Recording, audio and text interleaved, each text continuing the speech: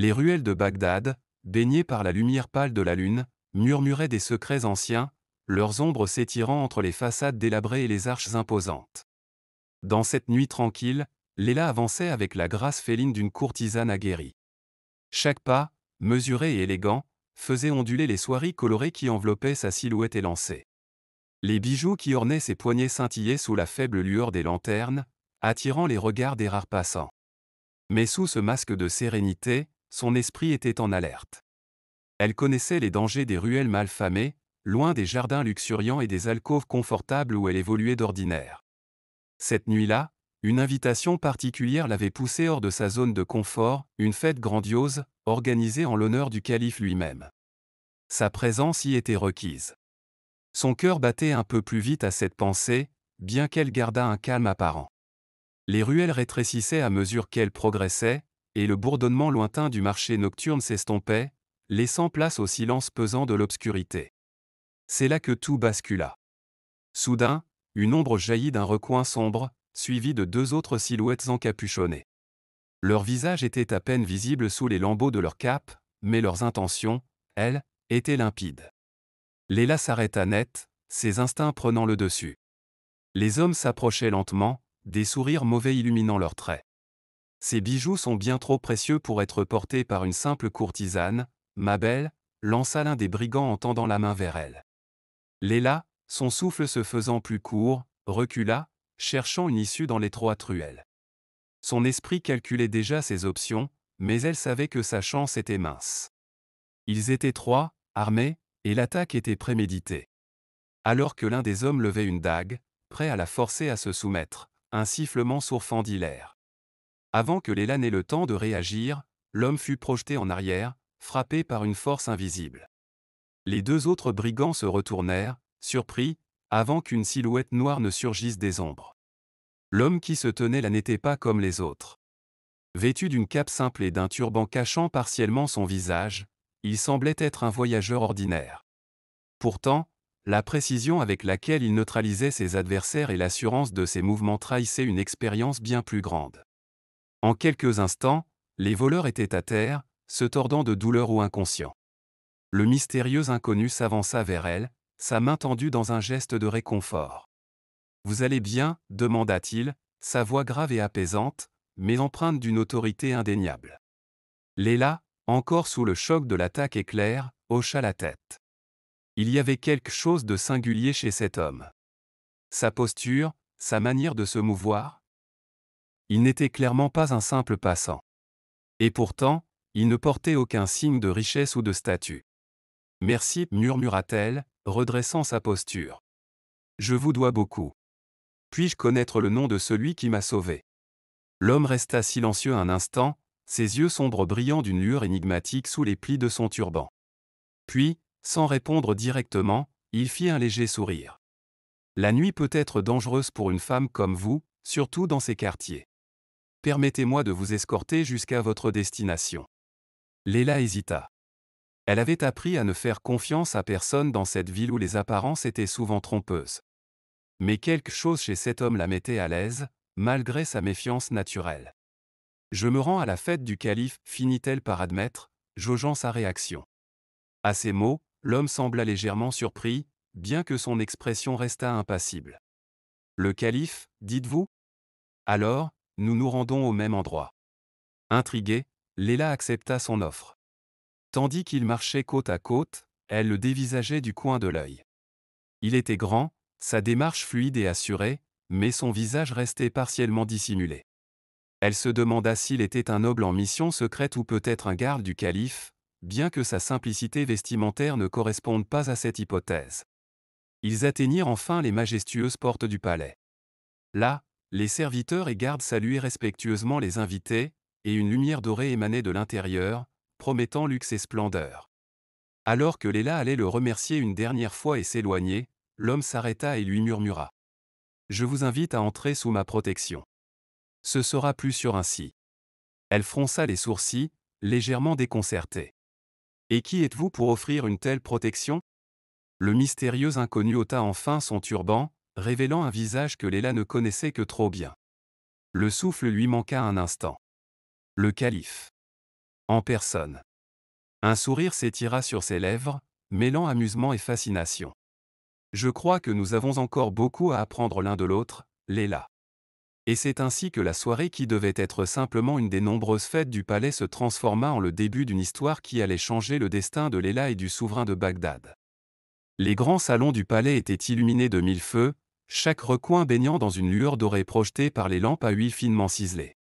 Les invités, parés de leurs plus beaux atours, se mêlaient sous les arches majestueuses, leurs rires et conversations se perdant dans la musique envoûtante des musiciens postés aux quatre coins de la salle.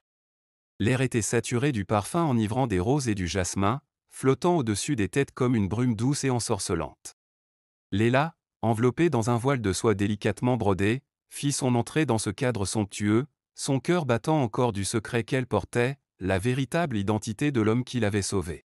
Elle ne pouvait détacher ses pensées de ce moment où le calife s'était révélé à elle, comme si le destin lui-même avait mis en scène cette rencontre inattendue. Désormais, elle devait naviguer dans les méandres des intrigues de palais, avec ce poids de savoir que peu d'autres partageaient. Elle avançait avec grâce à travers la foule, ses pas mesurés comme une danse silencieuse, attirant naturellement les regards. Mais ce soir, son attention était ailleurs. Elle le sentait. Le calife. Sa présence, bien que discrète, emplissait la pièce de cette aura magnétique qui fascinait tous ceux qui croisaient son chemin.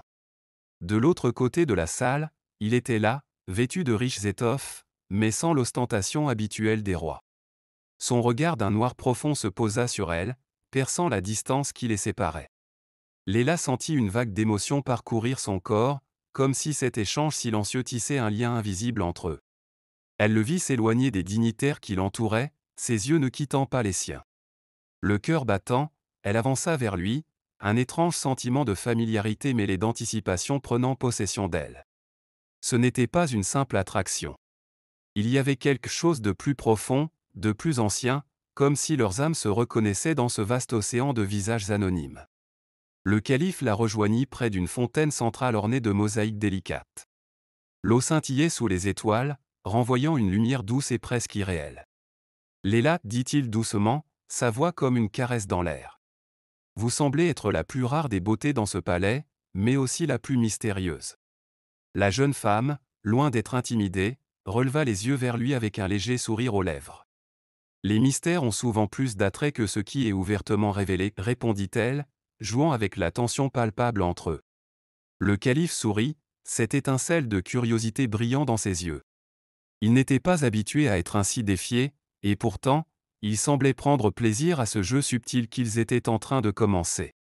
Et que cache une femme aussi énigmatique que vous, derrière cette beauté éclatante, demanda-t-il, s'approchant légèrement, baissant la voix pour que seuls eux deux puissent entendre. Léla, malgré son cœur battant la chamade, soutint son regard avec assurance. Je ne suis qu'une courtisane, Votre Altesse, dit-elle, un brin d'ironie dans sa voix. Mes secrets ne sont que ceux que l'on me prête. Le calife la fixa un moment, son expression indéchiffrable. Leurs regards s'accrochaient, se cherchaient, comme si les mots qu'ils échangeaient n'étaient qu'une façade à la véritable connexion qui naissait entre eux. Mais avant qu'ils ne puissent répondre, une silhouette imposante fit irruption dans leur bulle privée. Zara, la courtisane la plus influente du palais, s'avança d'un pas assuré, son visage illuminé d'un sourire de convenance, bien que ses yeux exprimaient autre chose, la jalousie, le danger. Zara, avec ses cheveux d'ébène tressés en de longues boucles et son visage impeccablement maquillé, était une présence redoutée dans le cercle des courtisanes. Son influence à la cour n'était égalée que par sa beauté. Et ce soir, elle avait remarqué l'attention que le calife portait à cette nouvelle venue. « Votre Majesté, dit-elle d'une voix mielleuse, en s'inclinant respectueusement devant le calife. Je vois que vous avez trouvé une compagnie, intrigante ce soir. » Le calife, bien que courtois, ne quitta pas Léla des yeux, un signe qui n'échappa pas à Zara. Le sourire de cette dernière s'effaça légèrement, remplacé par un air de défi à peine voilé. Léla, c'est bien cela. Zara s'adressa à elle avec un ton faussement amical. Vous semblez nouvelle ici. Permettez-moi de vous guider, car la cour peut être impitoyable pour celles qui ne savent pas naviguer ces eaux tumultueuses. Léla, sentant la tension monter, rétorqua avec une grâce calculée. Je vous remercie pour votre offre. Mais je crois que j'apprends vite. Zara fronça imperceptiblement les sourcils, tandis que le calife observait l'échange avec une lueur d'amusement dans les yeux. Il savait trop bien qu'une nouvelle rivalité venait de naître dans ses mots feutrés.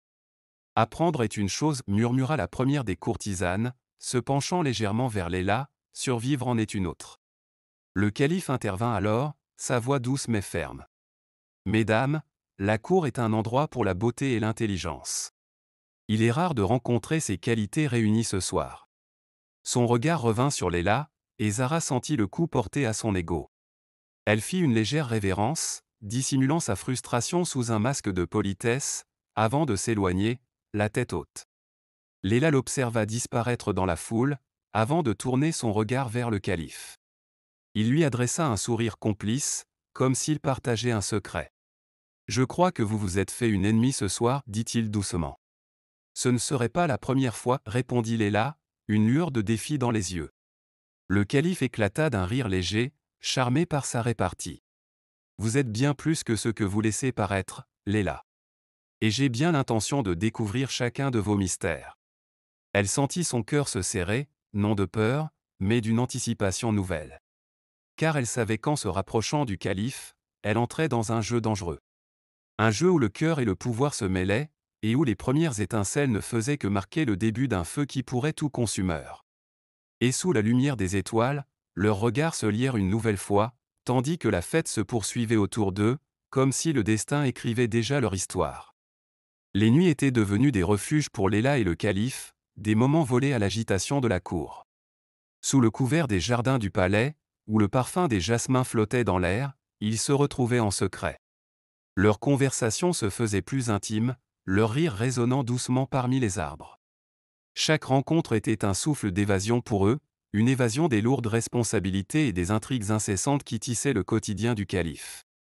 Léla, enveloppée dans un voile léger, était resplendissante sous la lumière lunaire. Le calife la regardait, fasciné par cette femme aussi belle qu'intelligente, dont les paroles pénétraient son esprit autant que son cœur.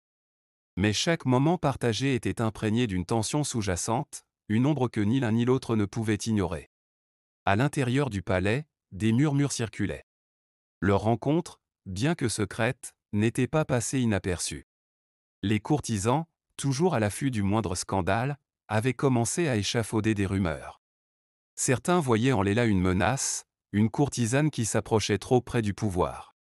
D'autres, jaloux de l'attention que lui portait le calife, cherchaient des moyens de la discréditer. Les conseillers les plus influents du calife murmuraient à voix basse dans les couloirs, mettant en garde leur souverain contre les dangers d'une relation aussi risquée. Une courtisane n'est jamais digne d'un roi, disait-on, ses intentions ne peuvent être pures. Mais le calife, épris, écartait ces mises en garde d'un geste de la main. À ses yeux, Léla était différente. Elle voyait au-delà du trône, au-delà du pouvoir. Elle le voyait simplement comme un homme. Cependant, tout n'était pas aussi simple. Une figure mystérieuse, tapie dans l'ombre de la cour, surveillait leurs moindres mouvements. Un conseiller influent, peut-être, ou un rival avide de pouvoir, guettait le moindre faux pas, prêt à semer le chaos. Léla ressentait parfois ce regard pesant sur elle, mais elle ne savait d'où il provenait. L'air se faisait de plus en plus lourd au palais, comme si un orage menaçait d'éclater. Malgré les rumeurs, les soupçons et les dangers croissants, l'amour entre Léla et le calife ne faisait que grandir. Leur moment ensemble, aussi volatile soit-il, était empreint de passion et d'intensité. Le calife savait qu'il marchait sur un fil tendu entre ses devoirs de souverain et son désir pour cette femme mystérieuse. Chaque décision devenait plus difficile, chaque regard échangé en public plus risqué. Et pourtant, ni l'un ni l'autre n'était prêt à renoncer. Leur cœur, lié par cette flamme naissante, défiait le tumulte de la cour et les machinations de ceux qui voulaient les voir échouer. Mais à mesure que l'étau se resserrait autour d'eux, une question hantait leurs esprits, jusqu'où étaient-ils prêts à aller pour protéger cet amour interdit?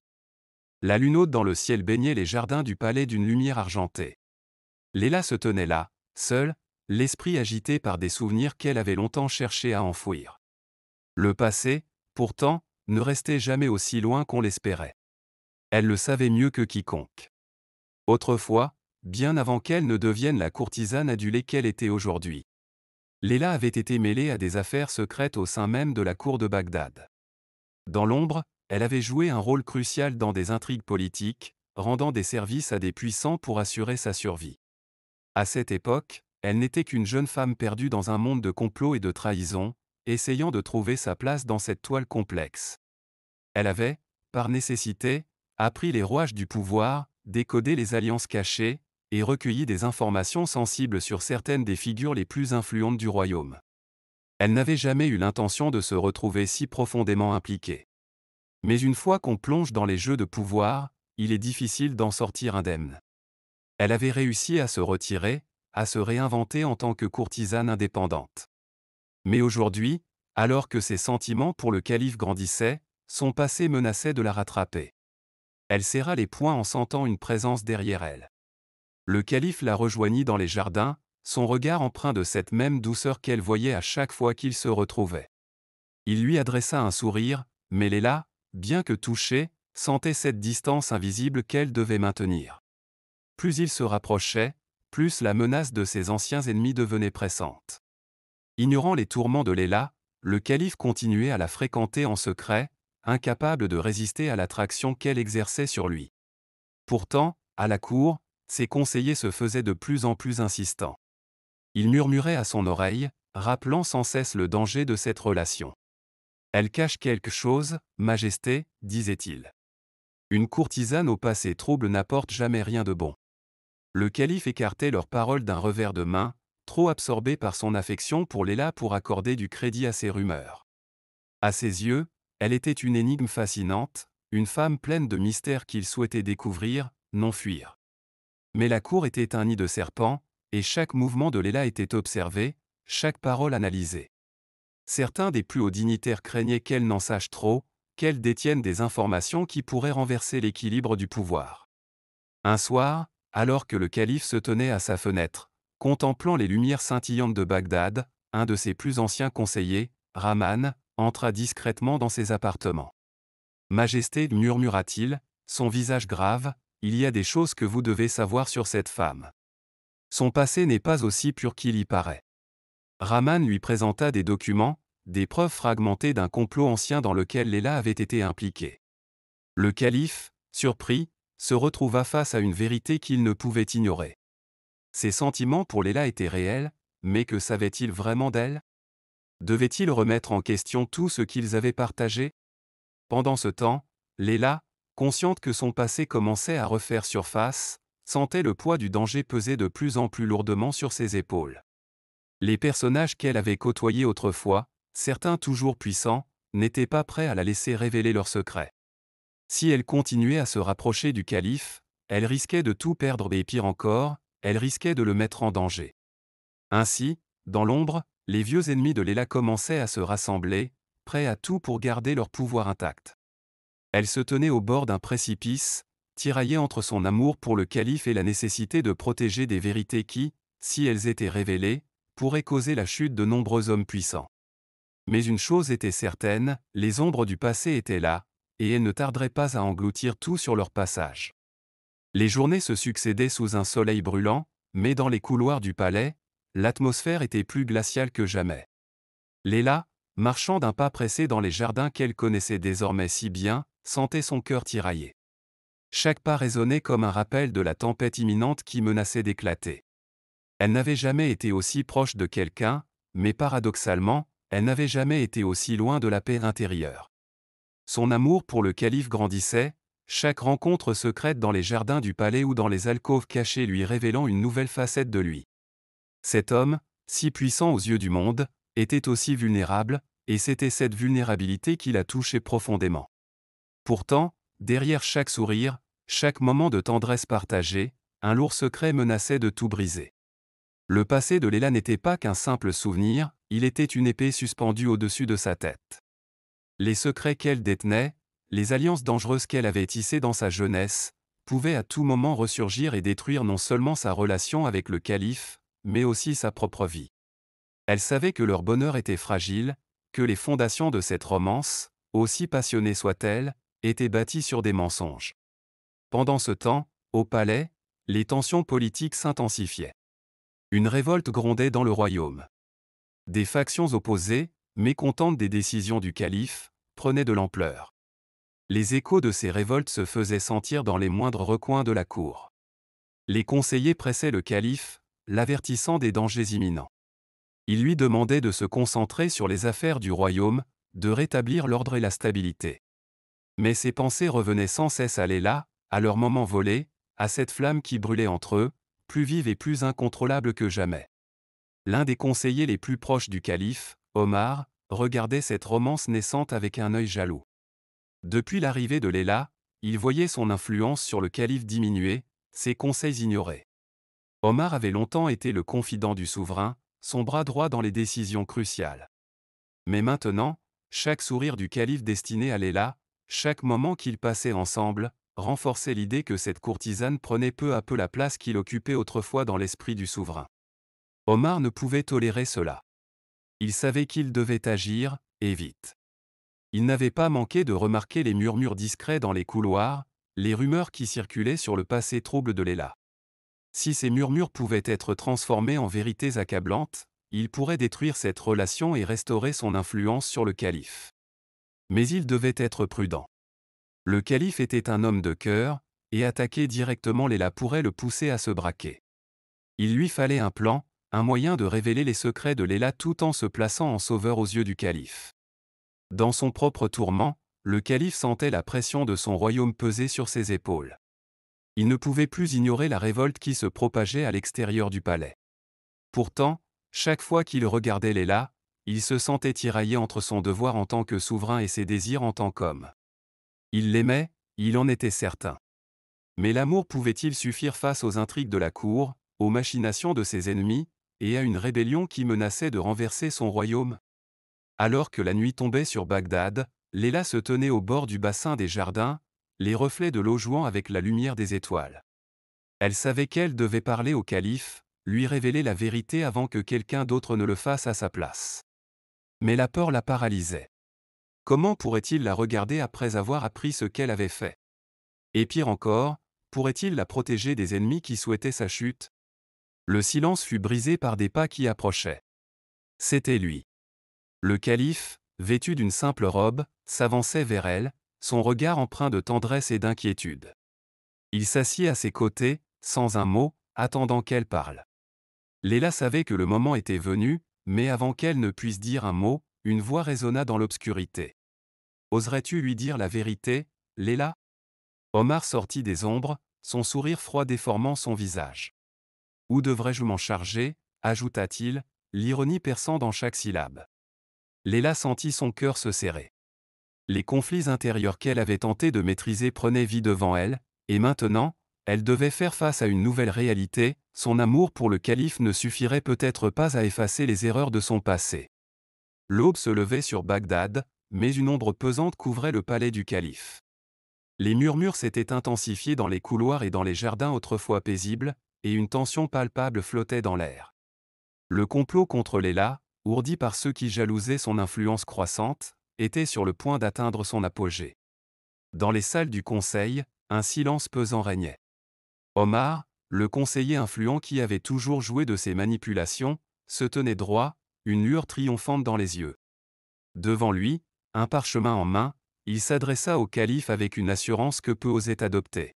« Mon souverain, dit-il avec un ton faussement respectueux, j'ai des preuves irréfutables que cette courtisane, Léla, n'est pas ce qu'elle prétend être. » Le calife, assis sur son trône, le visage fermé, sentait son cœur se contracter.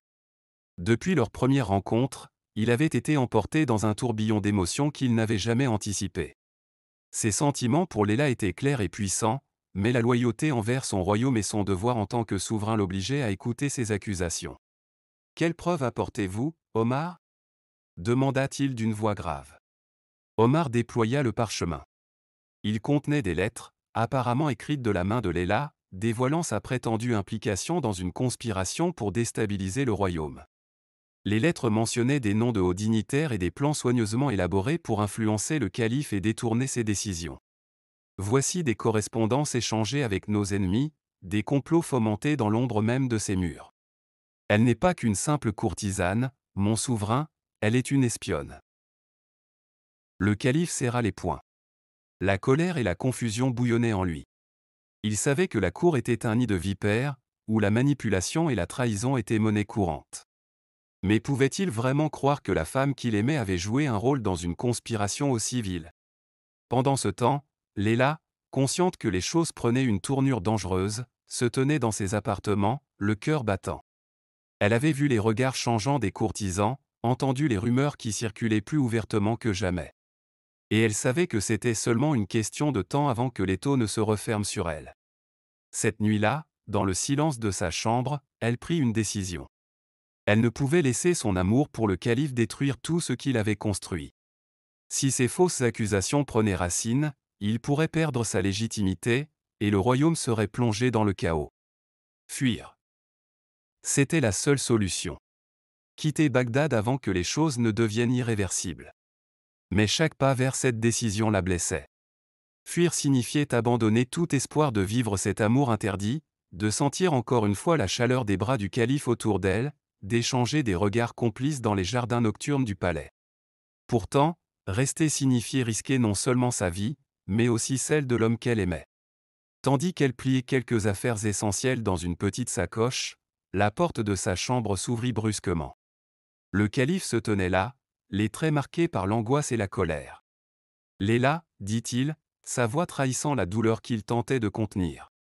Dis-moi que tout ceci n'est pas vrai. » Léla ferma les yeux un instant, le cœur brisé de voir l'homme qu'elle aimait dans un tel tourment. « Mon souverain, je ne t'ai jamais trahi. Pas une seule fois. Mais il y a des choses que je ne t'ai pas dites, des choses de mon passé que je craignais de révéler. » Le calife s'approcha d'elle, son regard intense plongé dans le sien. « Des lettres ont été trouvées, des preuves de trahison. Omar prétend que tu complotes contre moi.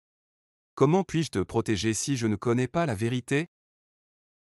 Léla sentit les larmes monter, mais elle les retint. Elle ne pouvait pas se permettre de paraître faible en ce moment. « Les lettres sont fausses. Omar veut me voir tomber parce qu'il te voit t'éloigner de lui. Mais je ne suis pas innocente dans tout ce que j'ai fait. J'ai des ennemis ici, à la cour. Des ennemis qui ne veulent pas que je sois à tes côtés. » Le calife baissa la tête, tiraillé entre ses sentiments et ses responsabilités. Le royaume se trouvait déjà au bord de la révolte, et maintenant, il devait faire face à la possibilité que celle qu'il aimait soit la cause de tout cela. « Alors pourquoi vouloir fuir ?» demanda-t-il doucement. Léla prit une profonde inspiration. « Parce que si je reste, tu risques de perdre tout ce que tu as construit. Et je ne peux pas supporter l'idée d'être celle qui causera ta chute. » Le silence qui suivit fut lourd, mais plein de non-dits. Le calife s'approcha lentement d'elle, ses mains trouvant les siennes. « Je ne te laisserai pas partir, Léla. Si je dois affronter mes ennemis, alors ce sera avec toi à mes côtés. » Dans cette étreinte silencieuse, Léla sentit ses résolutions vaciller. L'amour qu'ils partageaient était puissant, mais suffisait-il à faire face aux forces qui se dressaient contre eux? Tandis qu'elle se blottissait contre lui, elle savait qu'une bataille plus grande que jamais les attendait. Et cette fois, il n'y aurait pas de retour en arrière. Les tambours de guerre résonnaient au loin, tandis que Bagdad frémissait sous la menace imminente d'une rébellion. Les portes de la ville tremblaient sous les assauts des insurgés, et au palais, les complots des traîtres de la cour atteignaient leur apogée. Le calife, à la tête de son armée, devait choisir entre protéger son royaume et s'engager dans une bataille qui risquait de tout détruire. Dans les jardins du palais, Léla observait l'agitation qui gagnait la capitale. Fuir n'était plus une option. Elle comprenait que son destin et celui du calife étaient liés, non seulement par l'amour, mais par un devoir commun de protéger le royaume. Cette fois, elle prit la décision courageuse de révéler son passé au calife. Dans une salle privée du palais, elle se tenait droite devant lui, ses yeux brillants de détermination. Le calife, épuisé par les intrigues et la guerre imminente, l'écouta en silence. « Mon souverain, j'ai des choses à te dire, des secrets que j'ai cachés trop longtemps. Mon passé est loin d'être innocent. J'ai été mêlé à des affaires qui pourraient te paraître déshonorantes. Mais je jure sur ma vie que je n'ai jamais agi contre toi. » Le calife leva un sourcil, curieux mais toujours méfiant. « Je faisais partie d'une société secrète à la cour, autrefois impliquée dans des jeux de pouvoir. Nous pensions pouvoir influencer ceux qui gouvernent pour le bien du peuple, mais nos actions ont rapidement dévié vers des conspirations dangereuses. J'ai tout quitté avant que cela ne devienne trop risqué, mais je porte toujours en moi la connaissance de leur plan. Les mots de Léla planèrent dans l'air comme une confession lourde de conséquences. Le calife, surpris mais aussi soulagé par sa franchise, comprit qu'il tenait entre ses mains une alliée précieuse, une femme qui avait le courage de se tenir à ses côtés face au chaos. Alors, au lieu de fuir, tu choisis de rester et de m'aider. Demanda-t-il doucement. Oui, répondit Léla sans hésitation. Ensemble, nous pouvons déjouer leur plan, mais pour cela, tu dois me faire confiance. Le calife acquiesça. Leur alliance n'était plus seulement fondée sur des sentiments amoureux, mais sur une confiance mutuelle dans les moments les plus sombres. Ensemble, ils élaborèrent un plan stratégique pour faire face à la rébellion à l'extérieur et aux traîtres à la cour.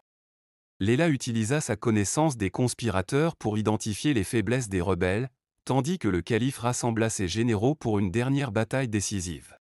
Lorsque l'armée du calife affronta les rebelles aux portes de Bagdad, Léla, derrière les lignes, observait avec une inquiétude mêlée de fierté. Elle savait que cette bataille déciderait de leur avenir, non seulement en tant que souverain, mais en tant qu'amant. Le soleil se levait à l'horizon, baignant Bagdad dans une lumière dorée, symbole d'un nouveau départ. La bataille avait été violente, mais la force et la détermination du calife avaient prévalu. Les rebelles, incapables de résister à l'alliance stratégique du calife et de Léla, avaient été écrasés. La révolte était vaincue, mais le véritable affrontement se jouait dans les couloirs du palais. De retour dans la cour royale, les traîtres furent convoqués un à un. Omar, le conseiller qui avait monté les fausses accusations contre Léla, se tenait là, défait mais toujours arrogant. Son visage était déformé par la colère et l'envie, incapable d'accepter sa défaite. Le calife, entouré de ses gardes, fit un pas en avant. Omar, tes intrigues ont failli coûter la vie à tant d'innocents, et tu as osé essayer de me retourner contre celle qui m'est la plus précieuse. Omar n'eut pas le temps de répondre. Le calife se tourna vers ses gardes et ordonna son arrestation. Le comploteur fut emmené hors du palais, son pouvoir désormais réduit à néant. Le silence retomba dans la salle, et tous les regards se tournèrent vers Léla. Aux yeux de la cour, elle n'était plus la courtisane mystérieuse, mais la femme qui avait prouvé sa loyauté et son courage. Elle avait aidé à protéger le royaume, sauver l'honneur du calife, et dévoiler la corruption qui menaçait de détruire Bagdad de l'intérieur. Le calife se rapprocha d'elle, tendant la main pour la prendre dans la sienne. Léla, tu n'as pas seulement sauvé mon royaume, tu as sauvé mon cœur. Il n'y a rien que je puisse faire qui exprimerait suffisamment ma gratitude et mon amour pour toi. Léla, les yeux brillants d'émotion, serra la main du calife, sentant leur lien se renforcer, indestructible. Nous avons traversé tant d'épreuves ensemble, dit-elle doucement. Et maintenant, nous pouvons enfin nous tenir debout, prêts à affronter l'avenir. Leurs ennemis avaient été démasqués, leurs amours avaient survécu à toutes les intrigues, et le peuple de Bagdad voyait en Léla bien plus qu'une simple courtisane. Elle était une femme de pouvoir, une alliée du calife, et une figure respectée à la cour. Dans les jours qui suivirent, la paix fut rétablie, et la ville retrouva sa splendeur. Le calife, plus déterminé que jamais à régner avec sagesse et justice, savait qu'à ses côtés se tenait une femme qui ne fléchirait jamais, même dans les moments les plus sombres. Ensemble, ils formaient un duo redoutable, uni non seulement par l'amour, mais par la force qu'ils puisaient l'un dans l'autre. Et ainsi, au-delà des batailles, des complots, et des trahisons, triompha l'amour, un amour qui ne faisait que grandir, forgé dans le feu des épreuves, prêt à affronter tous les défis qui se présenteraient à eux.